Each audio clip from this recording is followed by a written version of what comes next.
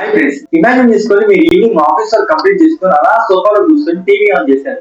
నేను అలా news channel open చేసినప్పుడు న్యూస్ లో పలానా గ్రహం నుంచి ఏలియన్స్ వచ్చాయి, వాటితో కమ్యూనికేట్ చేయడం చాలా కష్టంగా ఉంది అండ్ వాటి దగ్గర అడ్వాన్స్ టెక్నాలజీ కూడా ఉందని చెప్పారు. అండ్ మీరు కిటికీలను చూసినప్పుడు ఆకాశంలో పక్షుల కన్నా ఏలియన్స్ యొక్క స్పేస్ షిప్స్ ఎక్కువగా ఉన్నాయి. వాటిని చూసి ప్రజలు భయంతో ఇంకా ఆసక్తికరంగా వాటిని చూస్తూ ఉండగానే మీ రూమ్ లోకి ఒక ఏలియన్ వచ్చి, ఇప్పుడు మీరు చేయబోయే నెక్స్ట్ స్టెప్ ఏంటి? ఇప్పుడు ఆ ఏలియన్ తో ఏం చేసినా చూస్తూ ఉంటారు, లేదంటే ఫైట్ చేసి దాన్ని బయటకు పంపిస్తారా? ఒకవేళ ఏలియన్స్ మీ దగ్గరకు వచ్చినప్పుడు మీరు చేయాల్సిన పని ఏంటి, చేయకూడని పని ఏంటి? ఆల్రెడీ భూమి మీదకి ఏలియన్స్ విజిట్ చేశాయని చాలా మంది అన్నారు. ఇది ఎంతవరకు నిజం? ఈ వీడియో ఫుల్ గా చూడండి, క్లియర్ గా మీకే క్లారిటీ వస్తుంది. అసలు ఏలియన్స్ ఉన్నాయా? ఇంత పెద్ద విశ్వంలో మనం ఒంటరిగా ఉన్నామా? ఈ క్వశ్చన్ కి ఆన్సర్ అడిగితే ఖచ్చితంగా ఏలియన్స్ ఉన్నాయని చెప్తాం. మనం ఒంటరిగా అయితే అస్సలు లేవు. ఎందుకంటే ఇంత పెద్ద విశ్వంలో లెక్క పెట్టలేని గ్రహాలు ఉన్నాయి, ఇంకా మనిషి చూడని వింతలు విశేషాలు చాలానే ఉన్నాయి. ఇంత పెద్ద విషయంలో ప్రాణమున్న జీవాలు లేవు అని అనుకుంటే మనం పెద్ద మిస్టేక్ చేసినట్టు. ఎందుకంటే పక్కనున్న గ్రహాల్లోనే ఇదివరకు జీవం ఉండేది అనడానికి చాలా ప్రూఫ్స్ దొరికాయి. అలాంటిది విషయంలో వేరే జీవాలు ఉండవు అని అనుకుంటే మనం బాగా ఉన్న కప్పల్లాగా ఆలోచిస్తున్నట్టు.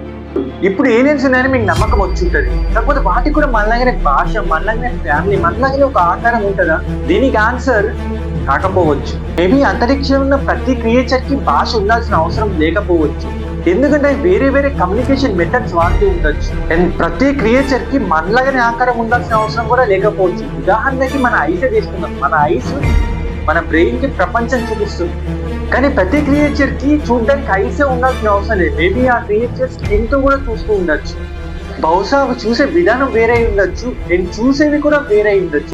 మేబీ కొన్ని క్రియేచర్స్ వైబ్రేషన్స్ అండ్ సౌండ్ ని బేస్ చేసుకొని చూస్తూ ఉండొచ్చేమో. మనలా కంటితోనే చూడాలని రూల్ ఏం లేదు కదా. మేబీ అసలు వాళ్ళు చూడకపోవచ్చు. ఇక మనం ఏలియన్స్ ని మొత్తానికి 3 రకంగా డివైడ్ చేసుకోవచ్చు. ఫస్ట్ ఏంటంటే నాన్ మైండెడ్, సెకండ్ వన్ ఏంటంటే మైండెడ్, థర్డ్ వన్ ఏంటంటే advanced minded. First non minded. Non minded అంటే ఆ క్రియేచర్స్ కి ఆలోచించే శక్తి ఉండదు. ఎగ్జాంపుల్, మన భూమి మీద ఉన్న పాములు, జంతువులు, ప్రతి జంతువు వస్తుంది, ఎగ్జాంపుల్ మనుషులు ఆలోచించగలుగుతారు. ఈ నాన్ మైండెడ్ క్రియేచర్స్ కి అసలు టెక్నాలజీ అంటే ఏంటో కూడా తెలియదు. సెకండ్ వన్ ఏంటంటే మైండెడ్. దానికి పర్ఫెక్ట్ ఎగ్జాంపుల్ మనమే. మనకు ఆలోచించే శక్తి ఉంది, టెక్నాలజీ అంటే ఏంటో కూడా తెలుసు. ఇక థర్డ్ అడ్వాన్స్డ్ మైండెడ్.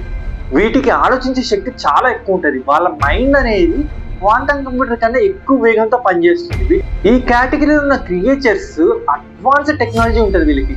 మన ఎర్త్ మీదకి ఏదైనా ఏలియన్ రావాలంటే అది ఖచ్చితంగా అడ్వాన్స్డ్ మైండెడ్ ఏలియన్ మాత్రమే ఉంటుంది. ఎందుకంటే అక్కడ నుంచి ఇక్కడికి అది ఏదైనా స్పేస్ షిప్ లో ట్రావెల్ చేసి మాత్రమే రావాలి.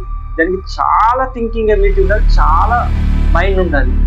అయితే ఇప్పటిదాకా ఇంకా ఏలియన్స్ మన భూమి మీదకి రాకపోవడానికి కొన్ని రీజన్స్ ఉన్నాయి. అవి మొత్తం 3 రీజన్స్ ఉన్నాయి. ఫస్ట్ రీజన్ ఏంటంటే ఇంకా అంత అడ్వాన్స్డ్ ఏలియన్స్ పుట్టలేకపోవచ్చు. సెకండ్ రీజన్ ఏంటంటే అవి పుట్టినా కానీ ఇంకా మన గ్రహాన్ని కనుక్కునేంత టెక్నాలజీ ఇంకా వాళ్ళ దగ్గర డెవలప్ కాకపోవచ్చు. అండ్ థర్డ్ రీజన్ ఏంటంటే వాళ్ళు ఒకవేళ మన గ్రహాన్ని కనుక్కున్నా మన గ్రహం పైన వాళ్ళకి ఇంట్రెస్ట్ లేక వాళ్ళు రాకపోవచ్చు. సరే, ఇప్పుడు ఏలియన్స్ మన భూమి మీదకి వచ్చాయని అనుకుందాం. అవి రావడానికి పర్పస్ ఉండొచ్చు, పర్పస్ ఉండకపోవచ్చు. కానీ మనం అవి వచ్చినప్పుడు ఒకటే గుర్తు పెట్టుకోలేదు, అవి వాటి దగ్గర మనకన్నా ఎక్కువ టెక్నాలజీ ఉంది. ఆ టెక్నాలజీ ఉంది కాబట్టి అవి ఇక్కడ వరకు వచ్చాయి. ఏలియన్స్ భూమి మీదకి వచ్చాయి అనుకుందాం. అవి రావడానికి 2 రీజన్స్ ఉంటాయి. ఫస్ట్ రీజన్ ఏంటంటే అవి జస్ట్ భూమిని కనిపెట్టి అందులో ఏమో తెలుసుకుందామని రావచ్చు. సెకండ్ రీజన్ ఏంటంటే ఆల్రెడీ వాళ్ళు భూమిని ముందే కనిపెట్టారు, దాన్ని మనల్ని ఇగ్నోర్ చేశారు. కానీ ఈరోజు మన భూమితో వాళ్ళకి అవసరం ఉంది. మేబీ మన దగ్గర ఉన్న రిసోర్సెస్ వాళ్ళకి అవసరం ఉందేమో, ఆ రీజన్ తో వచ్చి ఉండొచ్చు. ఫస్ట్ రీజన్ తో వచ్చుంటే ఏం ప్రాబ్లం లేదు, చూసి వెళ్ళిపోతారేమో, లేదా మనతో ఫ్రెండ్షిప్ చేసి పెద్ద టెక్నాలజీ డెవలప్ చేస్తారేమో. కానీ సెకండ్ రీజన్ తో వస్తే మనం చాలా జాగ్రత్తగా ఉండాలి. ఎందుకంటే ఫస్ట్ రీజన్ తో వచ్చినప్పుడు మనం వాళ్ళతో ఫ్రెండ్షిప్ చేయగలుగుతాం, వాళ్ళతో మంచి కమ్యూనికేషన్ చేయగలుగుతాం. సెకండ్ రీజన్ తో వాళ్ళు ఎటు చేసి మన దగ్గర ఉన్న మినరల్స్ మనల్ని అవసరమైతే మన మానవుల్ని చంపైనా తీసుకొని వెళ్దామనే వచ్చి ఉంటారు. సరే, ఇప్పుడు ఏలియన్స్ మీ దగ్గరకు వచ్చాయి. ఇప్పుడు మీరు చేయాల్సిన పని ఏంటి? ఇప్పుడు నేను చెప్పే ప్రతి ఇన్స్ట్రక్షన్ ని పెన్ను పేపర్ పెట్టుకొని రాసుకోండి, ఎందుకంటే ప్రతిదీ యూస్ అవుతుంది. ఫస్ట్ ప్రికాషన్ ఏంటంటే మీరు ఆ ఏలియన్ కానీ ఆ ఏలియన్ తెచ్చిన స్పేస్ షిప్ కానీ 50 మీటర్స్, మినిమం 50 మీటర్స్ దూరం గ్యాప్ ఉండదు. ఎందుకంటే ఏలియన్స్ ఇచ్చిన space ship radio active metal తో చేసి ఉండొచ్చు, లేదా ఆ మెటల్స్ మనకి హాని చేస్తూ ఉండొచ్చు, లేదా ఏలియన్స్ బాడీ చాలా టాక్సిక్ అయి ఉండొచ్చు. సెకండ్ ప్రికాషన్ ఏంటంటే కామ్గా ఉండండి.